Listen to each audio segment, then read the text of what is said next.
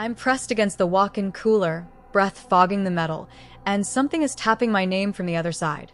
It sounds slow, deliberate. My gloves are slick with fryer oil. My phone is dead on the floor. I can't move. You ever hear a chair scrape in an empty dining room at 2 a.m.? It sounds like nails across bone. It came from the front. The door was locked. I knew I had locked it. I work nights at the KFC because the money is decent and the day jobs are worse. Nights make you think you can fix yourself.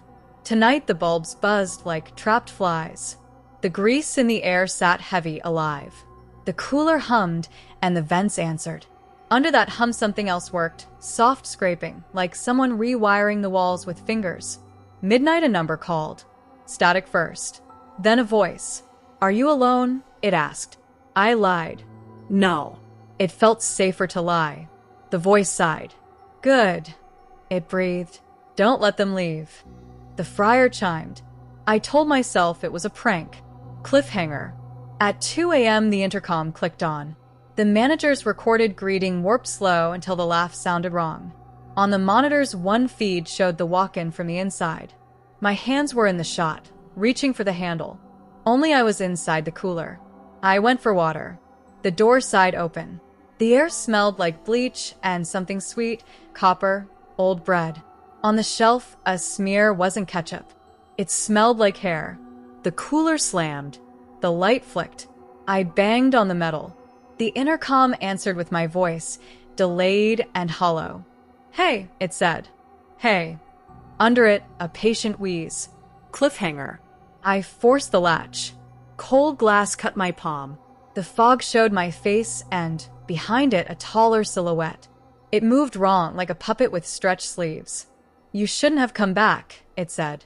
It was my voice, older, wet with months of saying nothing. I ran. The parking lot tasted of pennies.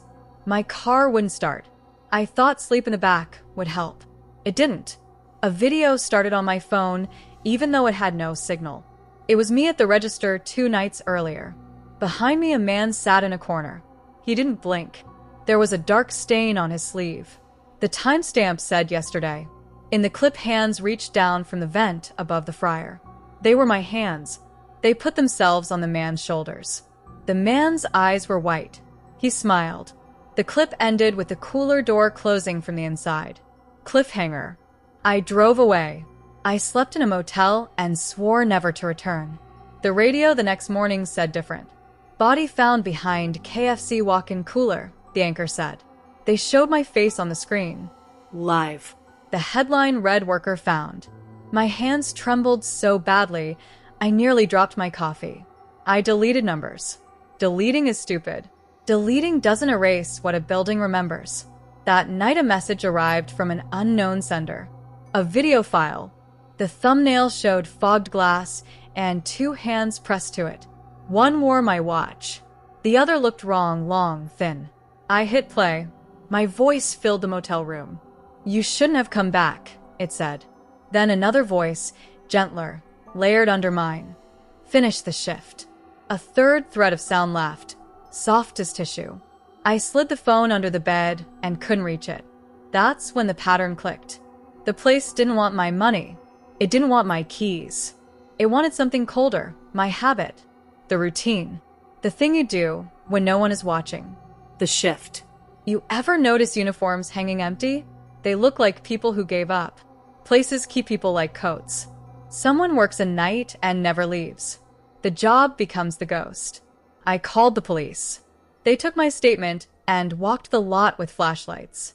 They found nothing in the kitchen but a smear of something old by the vent and an employee badge on the floor. The detective shrugged like he wanted to be done. "Buildings keep things," he said, and meant it like weather. I went back at dawn because confronting a thing seems like proof you'll survive. The neon was tired. The kitchen tasted of lemon and iron.